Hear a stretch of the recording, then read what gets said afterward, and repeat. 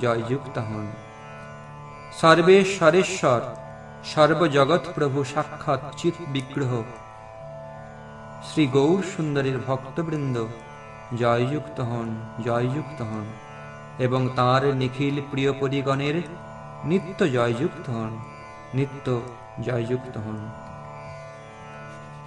আদ্য শ্রী চৈতন্য প্রিয় গোষ্ঠীর চরণে অশেষ প্রকারে মোর দণ্ড প্রণামে। তবে বন্দ শ্রীকৃষ্ণ চৈতন্য মহেশ্বর, নবদ্বীপে অবতার নাম বিশ্বম্ভর। আমার ভক্তের পূজা আম হইতে বড়, সেই প্রভু বেদে ভাগবতে কইলা দড়। শ্রীমদ্ ভাগবতে একাদশ স্কন্ধে 49 অধ্যায় 51তম শ্লোকে মদ্ভক্ত পূজ্যাবধিকা সর্বভূতেষু মন্মতিঃ।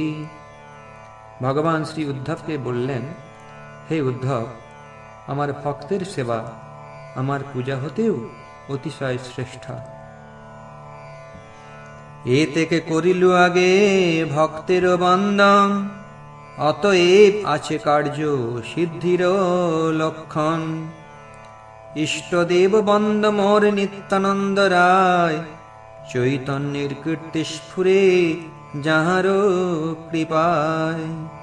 সহস্র বদন বন্দ প্রভু বলরাম, যাহার সহস্র মুখে কৃষ্ণ যশোধাম।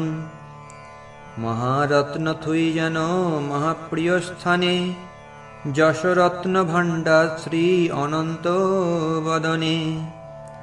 অতএব আগে বল রামের স্তবন, করিলে সে মুখে স্ফুরে চৈতন্য কীর্তন।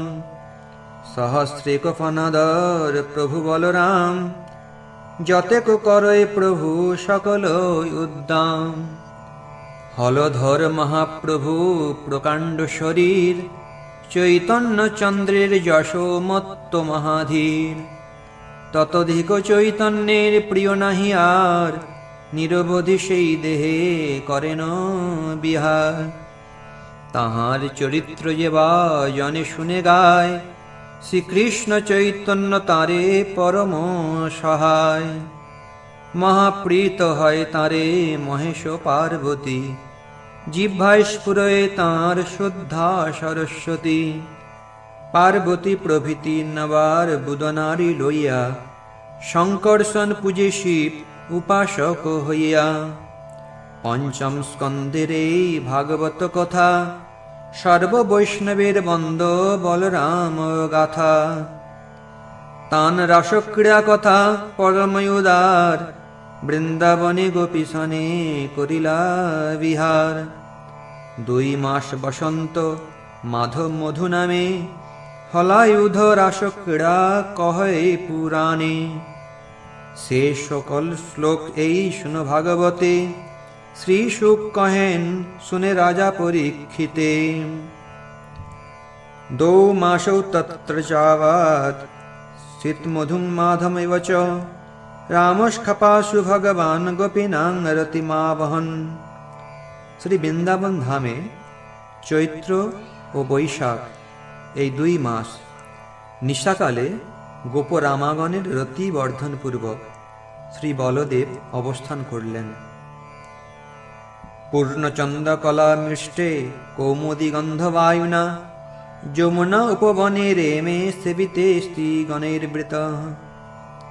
পূর্ণচন্দ্রের কিরণ সম্পাতে যে স্থানটি সমুজ্জ্বল হয়ে উঠিত, জ্যোৎস্না বিকশিত কুমুদ কদম্বের গন্ধ লুণ্ঠন করে সমীরণ যে স্থানে স্বচ্ছন্দে বয়ে যেত, সেই জামুন পুলিন উপবনে গোপীগণের পরিবেষ্টিত হয়ে ভগবান শ্রী বলরাম ক্রীড়া করতে লাগলেন।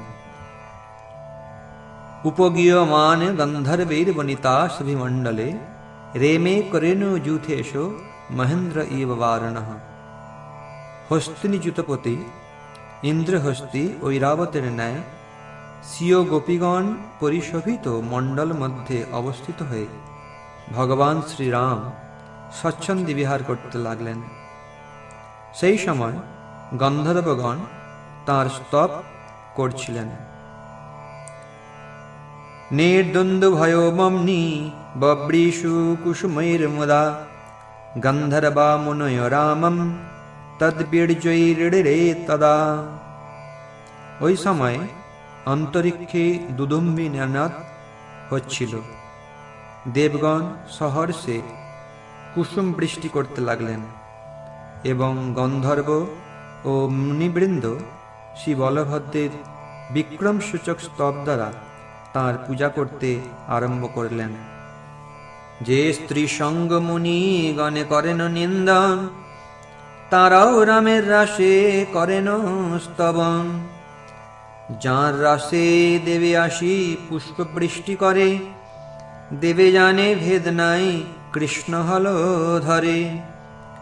চারি বেদে গুপ্ত বল রামের চরিত, আমি কি বলিব সব পুরাণে বিদিত।